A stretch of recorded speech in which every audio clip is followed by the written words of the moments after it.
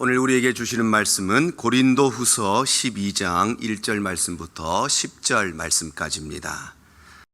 무익하나마 내가 부득불 자랑하노니 주의 환상과 계시를 말하리라. 내가 그리스도 안에 있는 한 사람을 아노니 그는 14년 전에 셋째 하늘에 이끌려 간 자라. 그가 몸 안에 있었는지 몸 밖에 있었는지 나는 모르거니와 하나님은 아시느니라. 내가 이런 사람을 아노니 그가 몸 안에 있었는지 몸 밖에 있었는지 나는 모르거니와 하나님은 아시느니라. 그가 낙원으로 이끌려가서 말로 표현할 수 없는 말을 들었으니 사람이 가히 이르지 못할 말이로다. 내가 이런 사람을 위하여 자랑하겠으나 나를 위하여는 약한 것들 외에 자랑하지 아니하리라.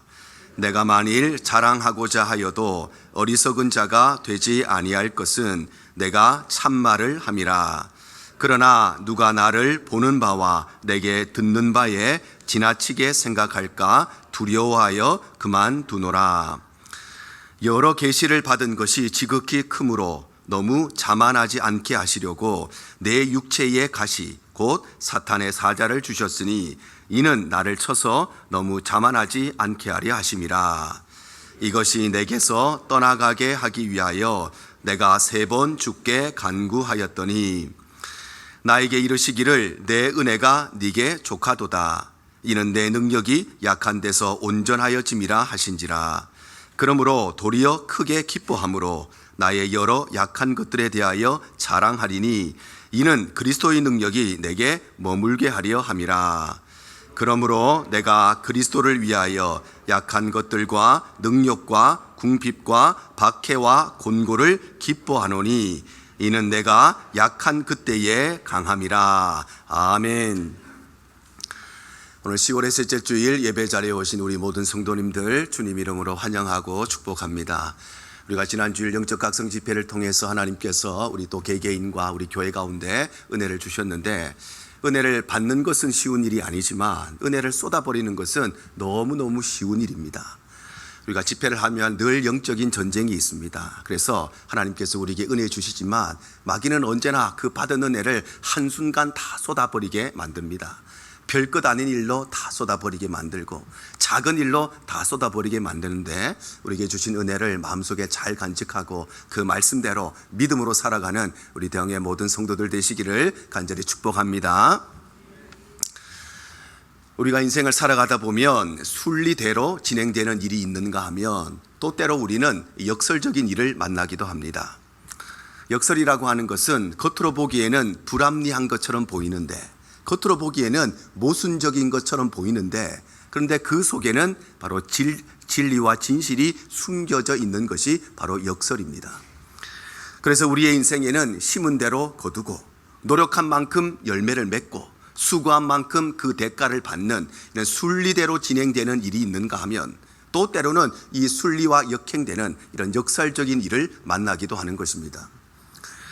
우리 민족의 영웅이었던 이순신 장군께서 왜군과의 전쟁을 앞두고 자신의 군사들에게 살고자 하면 죽을 것이고 죽고자 하면 살 것이라고 이야기했는데, 이것이 바로 역설의 메시지이죠. 살려면 열심히 살려고 해야 살지, 죽으려고 하면 죽는 것인데, 그런데 정반대로 살고자 하면 죽을 것이고 죽고자 하면 살 것이다. 이것이 바로 역설적인 메시지인 것입니다. 그런데 우리 인생의 최고의 역설, 아니 인류의 역사의 최고의 역설이 있으니 그것은 다름 아니라 억만 죄인인 우리가 영생을 얻게 되었다는 것입니다. 왜냐하면 죄의 삭은 사망이기 때문에 모든 죄인은 마땅히 죽는 것이 순리인데, 그런데 순리대로 된 것이 아니라 죽어야 되는 우리가 구원의 은혜를 얻었다는 것, 죽어야 되는 우리가 영생을 얻었다는 것, 이것이야말로 최고의 역설인 것입니다.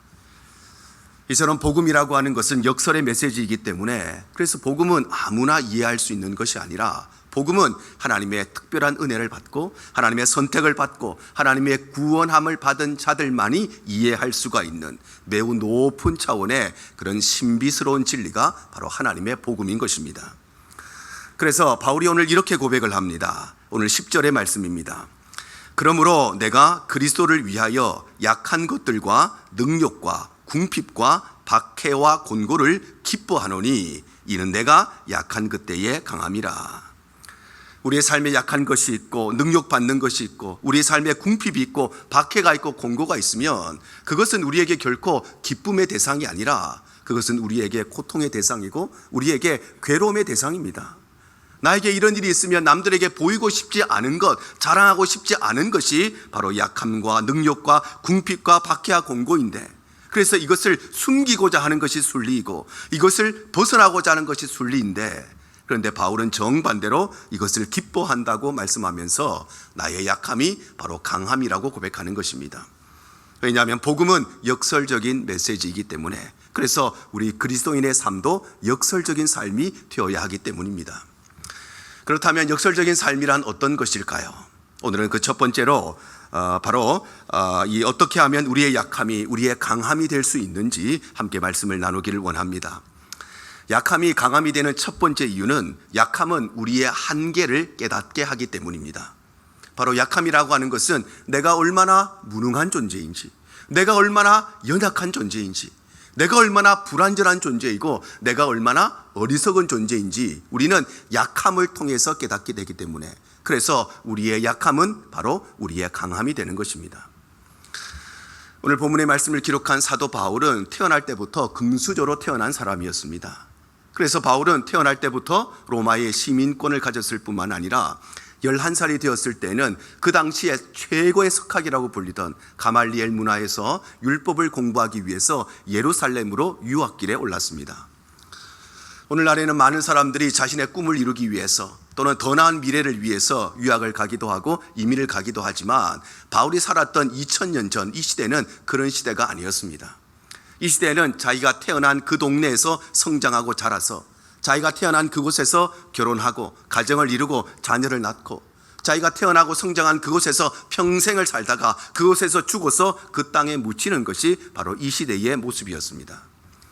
그런데 이런 시대를 살아가던 그때에 사도 바울이 해외로 유학을 갔다는 것, 그것도 어떤 국가적인 국비 장학생으로 선발이 되어서 국가의 서포트를 받고 해외 유학을 간 것이 아니라 11살짜리가 이 조기 유학을 갔다고 하는 것은 그의 집안이, 그의 가문이, 그의 가정이 보통 가문이 아니라 이 사회적으로 경제적으로 엄청난 부를 가지고 있었던 금수저 집안이었다는 것을 알 수가 있습니다. 오늘날도 아이들을 유학 보내는 거 쉬운 일이 아니죠. 부모가 경제적으로 서포트 해줄 수 없으면 그것을 할 수가 없는 시대입니다. 그런데 2000년 전에 유학을 보낸다는 것은 그 가정의 정치적인 권력, 사회적인 지위, 그리고 경제적인 부가 모두 다 갖추어져 있어야 이 일이 가능한 시대였기 때문에 바울이 11살에 유학을 갔다는 것은 그의 집안이 얼마나 대단한 집안이었는가, 얼마나 금수저였는가, 그것을 잘 알 수 있는 것입니다. 또한 이 바울은 머리도 아주 비상하고 똑똑한 사람이었습니다. 집안 배경만 좋은 것이 아니라 이 바울은 머리가 똑똑한 사람이라서 그의 스승이었던 가말리엘은 많은 제자들이 있었고 전 세계에서 그의 가르침을 받기 위해서 그가 있었던 예루살렘으로 몰려왔습니다. 그냥 온 사람들이 아니라 자기 동네에서 가장 똑똑한 사람들이 전 세계에서 가말리엘 문화에 들어왔는데 그 똑똑한 인재들 속에서 바로 이 스승의 뒤를 이어서 율법을 계승해 나갈 차세대 주자로 우뚝 선 사람이 바로 사도 바울이었습니다. 뿐만 아니라 그는 머리만 좋았던 것이 아니라 정치적인 수완도 좋은 사람이었습니다. 그래서 사도행전 9장 1절과 2절에 이렇게 기록을 합니다. 사울이 주의 제자들에 대하여 여전히 위협과 살기가 등등하여 대제사장에게 가서 다메섹 여러 회당에 가져갈 공문을 청하니 이는 만일 그 도를 따르는 사람을 만나면 남녀를 막론하고 결박하여 예루살렘으로 잡아오려 함이라. 바울은 복음을 핍박하고 교회를 핍박하고 성도들을 핍박했는데 그냥 막무가내로 젊은 혈기로 앞뒤 가리지 않고 무조건 핍박한 것이 아니라 대제사장에 가서 정식 절차를 밟아서 공문을 발급받아서 합법적으로 교회를 핍박하고 합법적으로 성도들을 핍박할 만큼 그는 정치적인 수완이 아주 대단했던 사람이었습니다.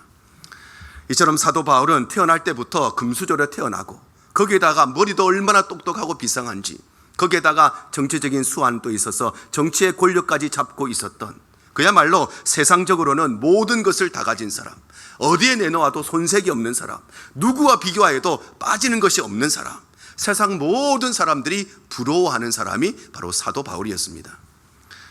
그런데 바울은 세상적으로만 금수저였던 것이 아니라 신앙적으로도 금수저였던 사람입니다. 그래서 그는 다메섹 도상으로 올라가는 길에 예수님께서 말씀하시는데 그와 함께 갔던 모든 사람들은 단 한 명도 예수님의 음성을 듣지 못했습니다. 그런데 특별하게 바울만 예수님의 음성을 듣게 되고 그리고 그를 통해서 부활하신 예수님을 직접 만나게 되는 것입니다. 또한 그는 그 이후에 귀신을 쫓아내기도 했습니다. 걷지 못하는 사람을 일으키기도 했습니다. 심지어는 죽었던 사람을 다시 살려내는 실로 어마어마한 이런 표적과 기사를 행하기도 한 사람이 바울이었습니다. 뿐만 아니라 오늘 본문에는 이렇게 기록을 하고 있습니다. 오늘 2절 상반절입니다. 내가 그리스도 안에 있는 한 사람을 아노니 그는 14년 전에 셋째 하늘에 이끌려 간자라. 바로 사도 바울은 어떤 사람이었느냐? 소위 삼층천이라고 불리는 셋째 하늘에 이끌려 갔던 사람. 이 땅에 살아간 그 누구도 한 번도 경험하지 못했던 그 놀라운 신비스러운 체험을, 그 놀라운 황홀한 체험을, 그 특별한 체험을 한 사람이 바로 사도 바울이었다는 것입니다. 이처럼 사도 바울은 세상적으로도 금수저이고 그리고 신앙적으로도 보통 신앙인들은 한 번도 경험하지 못한 놀라운 일들을 경험했던 신앙적으로도 금수저였지만 그에게는 한 가지 결정적인 약함이 있었으니 그것은 다름 아니라 육체의 질병이었습니다. 오늘 7절 중반절이 이렇게 기록하죠. 내 육체의 가시 곧 사탄의 사자를 주셨으니. 바울이 가지고 있었던 그 질병이 정확히 무엇이었는가를 알 수가 없습니다. 안질과 같은 안과 질환이었는지 아니면 거품을 물고 쓰러지는 간질병이었는지 아니면 또 다른 우리가 알지 못하는 어떤 질병이었는지 그 질병의 원인과 그 병명은 알 수가 없지만 분명한 사실은 이 육체적인 질병으로 인하여서 바울은 평생 동안 괴로워하고 고통스러워했다는 것입니다. 그런데 이런 상황 속에서도 바울이 이렇게 고백을 합니다. 오늘 7절 말씀입니다. 여러 계시를 받은 것이 지극히 크므로 너무 자만하지 않게 하시려고 내 육체의 가시 곧 사탄의 사자를 주셨으니 이는 나를 쳐서 너무 자만하지 않게 하려 하심이라. 바로 사도 바울은 자신의 육체의 질병이 평생 동안 나를 괴롭혔지만 평생 동안 나를 고통스럽게 했지만 그러나 이 육체의 질병이 있었기 때문에 내가 교만해지지 않고 내게 있는 이 병 때문에 내가 자만해지지 않았다고 고백하는 것입니다. 만약에 사도 바울이 건강했다면 어떻게 되었을까요? 사도 바울이 세상적으로도 모든 것을 가진 금수저, 신앙적으로도 대단한 신앙을 가지고 있었던 신앙의 금수저, 거기에다가 건강까지 있었더라면 그가 어떻게 되었을까요? 아마도 그는 자기가 세상에서 제일 잘난 줄 알고 세상에서 최고인 줄 아는 그런 교만한 사람이 되고 말았을 것입니다. 그런데 그는 자기가 가지고 있었던 그 육체의 질병으로 인하여서 자신의 한계를 깨닫게 되고 내가 세상적으로 아무리 대단한 사람이라도 나는 이토록 무능한 사람이구나, 나는 이토록 어리석은 사람이구나, 내가 이토록 연약한 존재이구나, 그것을 깨닫게 되었기 때문에 그 질병을 통하여서 그는 교만해지지 않고 자만해지지 않았던 것입니다. 사랑하는 성도 여러분, 우리 모두에게는 각기 다른 약함이 있지요. 어떤 사람에게는 육체적인 약함이 있고 어떤 사람에게는 정신적인 약함이 있고 어떤 사람에게는 가정적인 약함이 있고 어떤 사람에게는 경제적인 약함이 있고 어떤 사람에게는 관계의 약함이 있습니다. 그러나 그 약함이 우리에게 강함이 되는 것은 그 약한 것이 바로 우리의 한계를 깨닫게 하는 도구가 되기 때문에 우리는 그 한계를 가지고 우리의 그 연약함을 통해서 나는 무능한 존재이며 나는 어리석은 존재이며 나는 하나님 앞에서 아무것도 할 수 없는 존재라는 것을 깨닫게 되기 때문에 그래서 우리의 약함은 곧 우리의 강함이 되는 것입니다. 우리 대형의 모든 성도님들, 우리에게 있는 그 약함이 우리를 괴롭게 합니다. 육체의 질병이 있으면, 마음의 아픔이 있으면, 경제적인 부족함이 있으면 그것이 우리를 고통스럽게 하지만 그러나 그 약함을 우리에게 하나님께서 왜 주셨는가를 기억하는 하나님의 섭리를 깨닫게 되시기를 바랍니다. 그래서 내 약함을 발견할 때마다 그 약함을 통해서 나의 한계를 깨닫고 그 약함을 통해서 내가 무능한 존재이며 내가 어리석은 존재이며 내가 불완전한 존재임을 깨닫는 귀한 삶이 되시기를 바랍니다. 그럴 때에 우리의 약함은 더 이상 약함이 아니라 우리의 약함은 하나님 앞에 강한 능력으로 사용되게 되는 것입니다. 우리의 약함이 강함이 되는 두 번째 이유는 약함은 우리로 하여금 하나님을 붙들게 하기 때문입니다. 바로 약함이라고 하는 것은 내 힘으로, 내 능력으로 할 수 없다는 것을 깨닫게 함으로써, 그래서 강하신 하나님을, 전능하신 하나님을 붙들게 하기 때문에, 그 하나님을 의지하게 하기 때문에, 그 하나님을 바라보게 하기 때문에 우리의 약함은 우리의 강함이 되는 것입니다. 사도 바울은 자신을 고통스럽게 했던, 그렇게 힘들게 했던 이 육체의 질병을 위해서 하나님 앞에 이렇게 기도했습니다. 오늘 8절의 말씀입니다. 이것이 내게서 떠나가게 하기 위하여 내가 3번 주께 간구하였더니, 바로 그는 3번이나 자신의 질병을 고쳐달라고 기도했다는 것입니다. 그런데 여기에서 3번 기도했다는 것은 말 그대로 딱 3번 기도했다는 것이 아니라, 성경에서 3이라고 하는 숫자는 완전수를 의미하기 때문에 바울이 3번 기도했다는 것은, 바울은 자신의 육신의 질병을 고쳐달라고 하나님 앞에 오랜 시간 동안 너무너무 간절하게, 너무너무 절절하게 수많이 기도했다는 것입니다. 그런데 하나님께서는 끝끝내 그의 질병을 고쳐주시지 아니하십니다. 오늘 9절 상반절의 말씀입니다. 나에게 이르시기를 내 은혜가 네게 족하도다.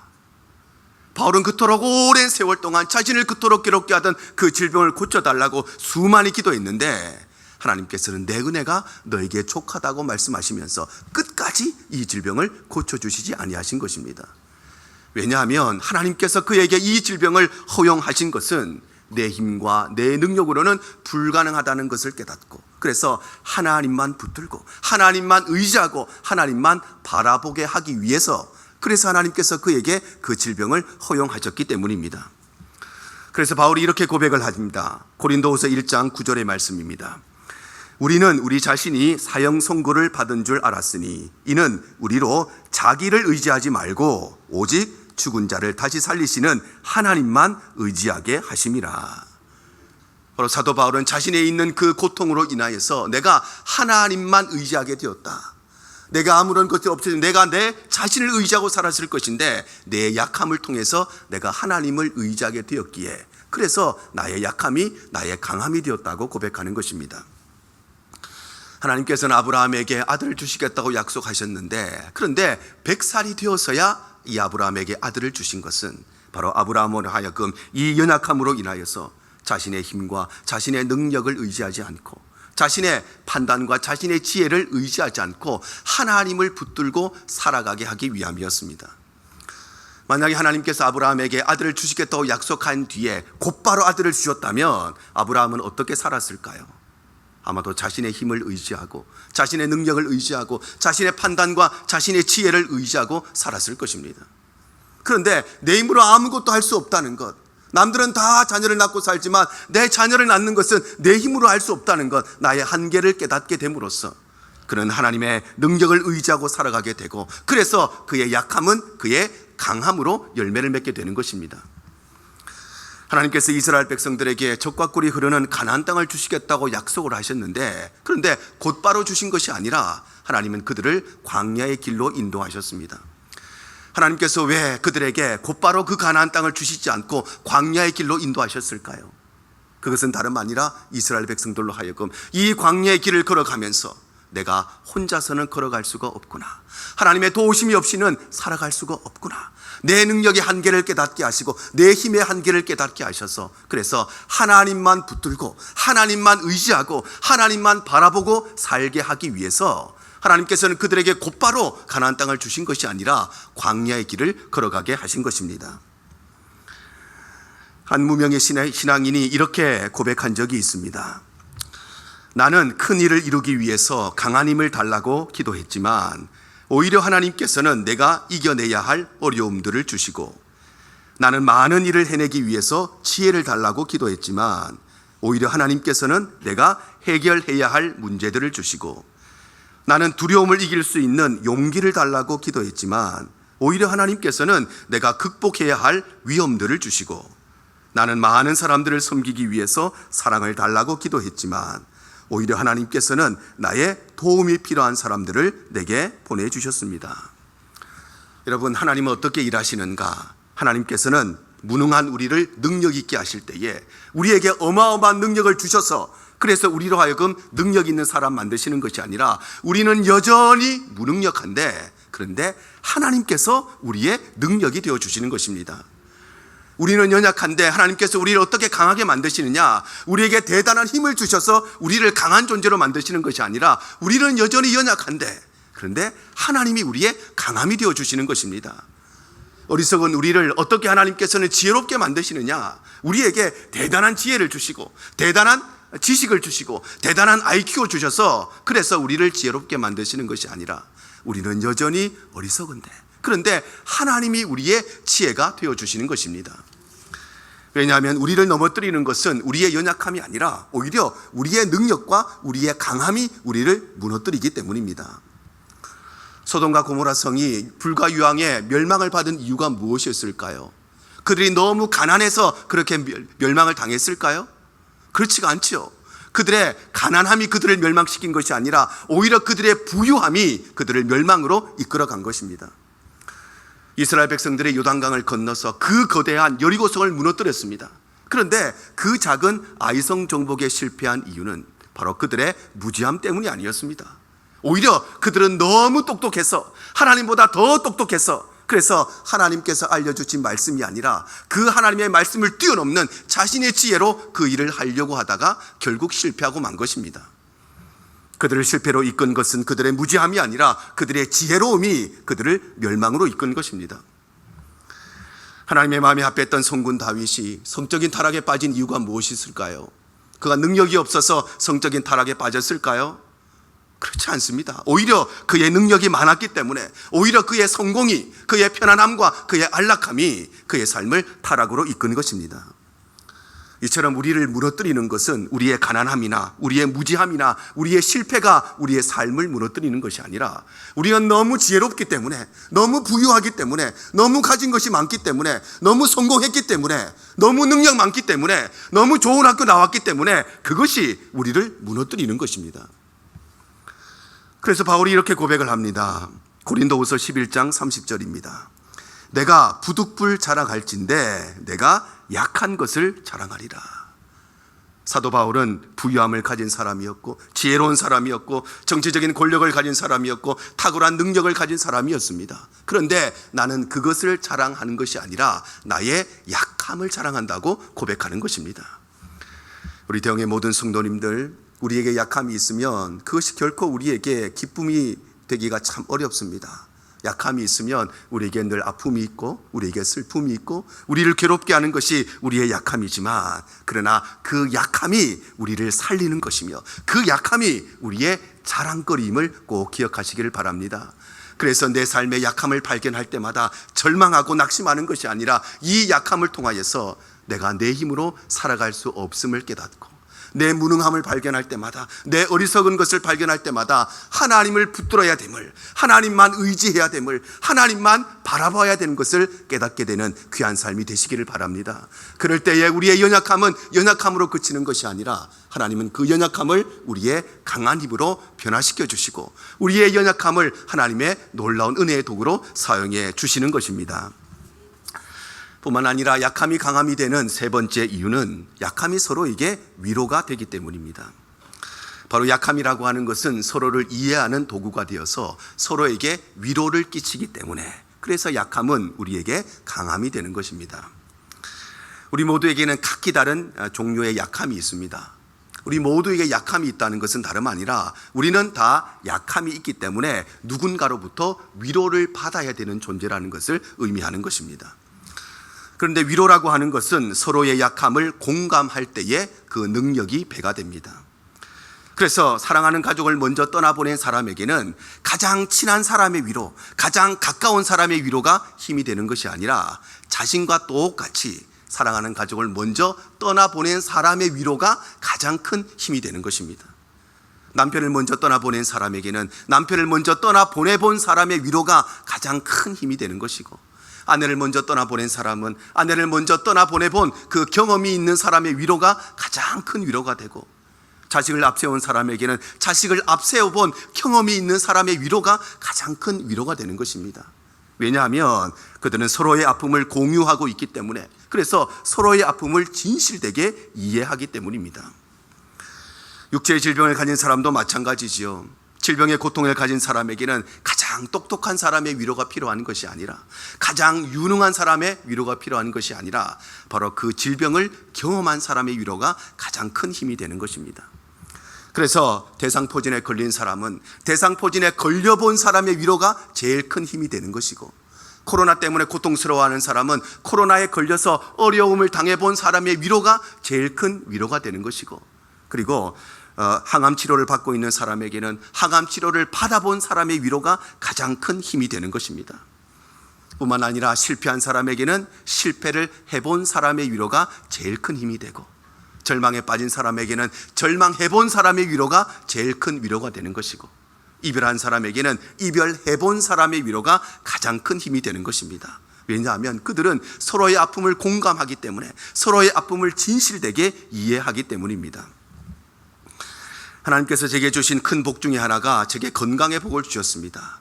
그래서 저는 지금까지 살면서 단 한 번도 병원에 입원한 적도 없었고, 단 한 번도 수술을 받은 적도 없었고, 단 한 번도 급하게 이멀전시를 찾은 적도 없었고, 단 한 번도 뼈가 부러져서 깁스를 해본 적도 한 번도 없었습니다.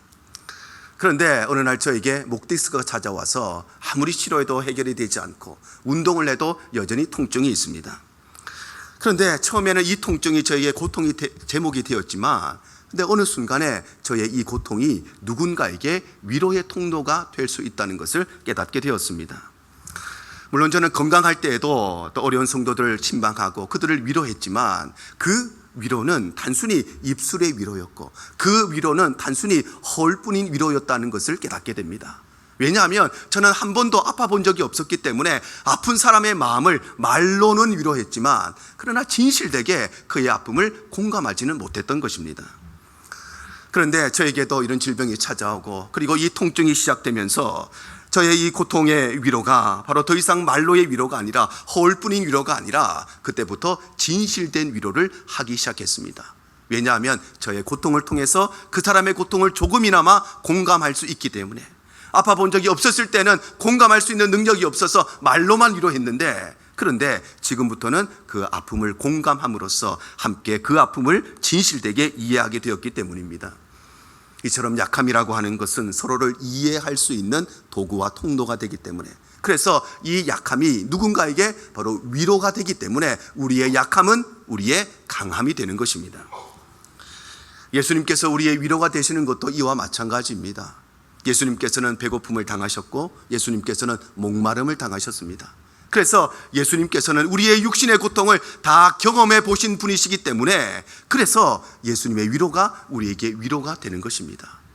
예수님은 단 한 번도 배고픔도 없으시고, 그리고 추위도 안 겪으시고 어려움도 안 겪으셨으면, 그러면 과연 예수님의 위로가 우리에게 진짜 위로가 될까요? 예수님은 안 당해봐서 그렇지, 이런 마음을 갖지 않겠습니까? 예수님께서는 사람들로부터 외면을 당하셨습니다. 배신을 당하셨습니다.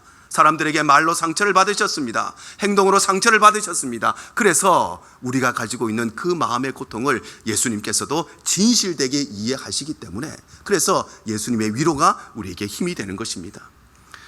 예수님께서는 하나님과 단절되는 극단의 고통을 직접 겪으셨습니다. 그래서 우리도 신앙생활을 하다 보면 믿음이 바닥을 칠 때가 있습니다. 영적인 아주 불경기를 경험할 때가 있습니다. 그때 예수님의 위로가 왜 우리에게 진짜 힘이 되느냐? 예수님께서도 그 고통을 직접 경험해 보셨기 때문에, 경험자의 위로이기 때문에, 그래서 우리에게 위로가 되고 힘이 되는 것입니다. 그래서 바울 사도가 이렇게 고백을 합니다. 고린도후서 1장 5절과 6절입니다. 그리스도의 고난이 우리에게 넘친 것 같이 우리가 받는 위로도 그리스도로 말미암아 넘치는도다. 우리가 환난 당하는 것도 너희가 위로와 구원을 받게 하려는 것이요, 우리가 위로를 받는 것도 너희가 위로를 받게 하려는 것이니, 이 위로가 너희 속에 역사하여 우리가 받는 것 같은 고난을 너희도 견디게 하느니라. 예수님께서 당하신 그 고난이 우리에게 위로가 되는 것처럼, 우리가 당하는 그 고난도 누군가에게 위로가 되고, 내가 가지고 있는 그 약함이 누군가에게 위로의 통로로 사용된다는 것입니다.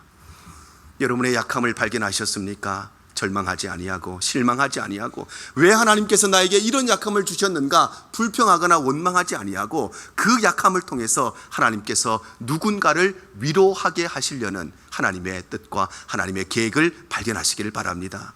그래서 그 약함을 통해서 서로를 이해하고 그 약함을 통해서 서로의 아픔을 공감해주고 서로에게 위로가 되어주는 삶이 되시기를 바랍니다. 그럴 때에 우리의 약함은 약함이 아니라 하나님께서는 그 약함을 통해서 누군가를 위로하게 하시고 그 약한 것을 통해서 누군가에게 용기를 주시고 우리의 약함을 통해서 누군가를 격려하게 하시는 은혜의 도구로 사용해 주실 줄로 믿습니다.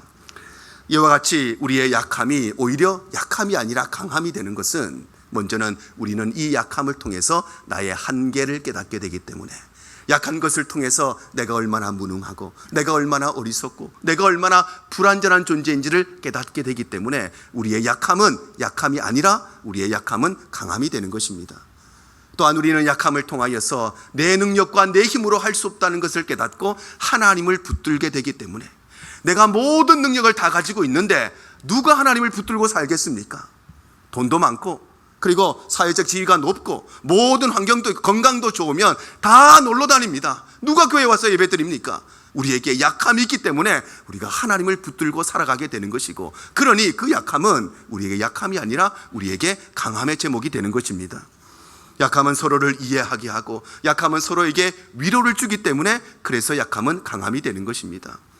누군가가 아파할 때, 누군가가 슬퍼할 때에 나도 그 아픔이 있었다면, 나도 그 슬픔이 있었다면 우리의 위로는 허울뿐인 위로가 아니라 진실된 위로가 되기 때문에 그래서 하나님께서는 우리의 약함을 누군가를 위로하고 누군가에게 용기를 주고 누군가를 격려하게 만드는 은혜의 도구로 만드시는 것입니다. 그래서 예수님께서는 가장 높은 분이심에도 불구하고 예수님께서는 역설적이게도 가장 낮은 곳으로 오셨습니다. 예수님께서는 가장 강하신 분이심에도 불구하고 참으로 역설적이게도 예수님께서는 아무런 연약한 모습으로 이 땅에 오시고 예수님께서는 모든 것을 하실 수 있는 전능하신 분이심에도 불구하고 참으로 역설적이게도 아무것도 스스로 할 수가 없는 어린 아기의 모습으로 이 땅에 오시고 예수님께서는 온 우주 만물의 주인이심에도 불구하고 참 역설적이게도 예수님께서는 가장 가난한 말구유에서 태어나신 것입니다.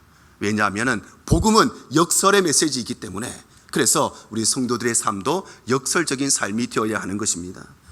그래서 우리는 높아지기보다 오히려 역설적으로 낮아지려고 하는 것이고 우리는 섬김을 받기보다 오히려 역설적으로 섬기고자 하는 것이고 우리는 복수하기보다 오히려 내가 손해보지만 내가 용서하기를 원하는 것이고 그래서 우리의 강한 것이 오히려 우리의 약한 것이 강한 것이 아니라 약한 것을 자랑하는 이 역설적인 삶이 우리 성도들의 삶이 되어야 하는 것입니다.